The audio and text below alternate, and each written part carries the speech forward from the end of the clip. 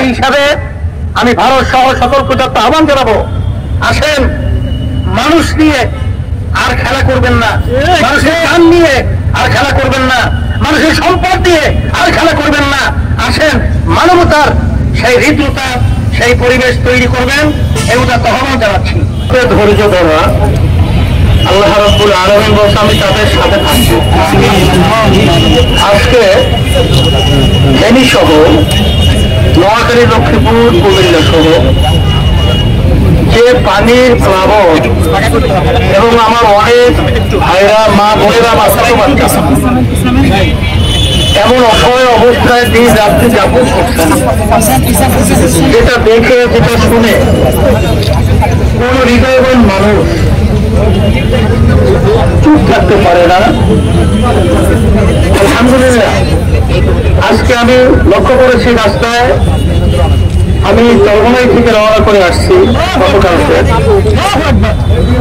আসার পরে ফেনী জেলার দায়িত্বশীলদের সাথে আলোচনা করতেছিলাম।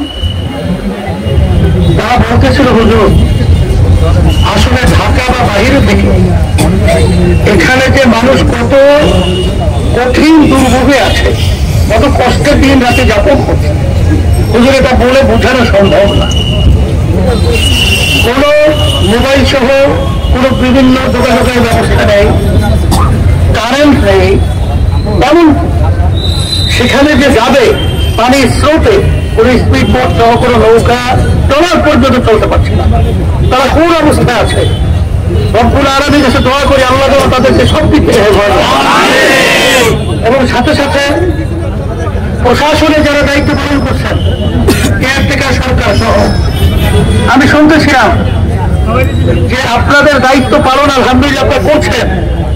প্রশাসনের ভাইদের আপনাদের অনেক ধরনের ব্যবস্থাপনা সরকারিভাবে রয়েছে।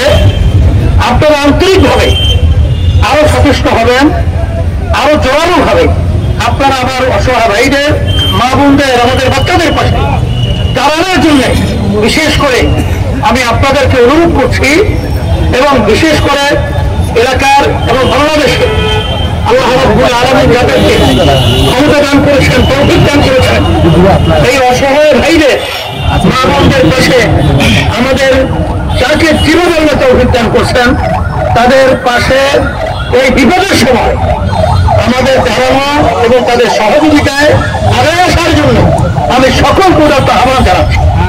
এবং সাথে সাথে দেশ বিদেশ সহ যারাই আছেন, আজকে বাংলাদেশে যে করুণ অবস্থা চলছে, বিশেষ করে ফেনী, কুমিল্লা, লক্ষ্মীপুর, সহ কুমিল্লা, নোয়াখালী যে অবস্থা চলছে, এটা আমার ভাষায় আলোচনা করে বোঝানো কঠিন বা বোঝানো সম্ভব নয়। তবে আজকে আমার ভাই গাজী আতাউর রহমান বলতেছিলেন যে হঠাৎ এইভাবে একটা পানির বন্যা, এই পানি কোথা থেকে আসলো? আমরা যেটা দেখছি, আমরা যেটা শুনতেছি, আমাদের পাশের রাষ্ট্র ভারত, তারা হঠাৎ সম্পূর্ণ আন্তর্জাতিক আইন অমান্য করে আমাদেরকে কষ্ট দেওয়ার জন্য, আমাদের ছোট ছোট বাচ্চাদেরকে মারার জন্য, আমার ভাই বোনদেরকে হত্যা করার জন্য আমরা কোনো সম্পূর্ণ ষড়যন্ত্র করছি।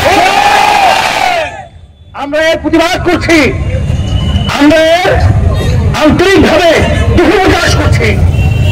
যেই ঘটনা কেন এটা কখনই আপনাদের করা ঠিক হবে না। তবে আপনারা জেনে রাখেন যে আল্লাহ রাব্বুল আলামিন জালেমদের কখনোই শান্তি দেয় না। দুনিয়াতে শাস্তি হবে, আখিরাতে তো শাস্তি হবে। এই হিসাবে আমি ভারত সহ সকল প্রজাত আহ্বান জানাবো, আসেন মানুষ নিয়ে আর খেলা করবেন না, মানুষের প্রাণ নিয়ে আর খেলা করবেন না, মানুষের সম্পদ দিয়ে আর খেলা করবেন না।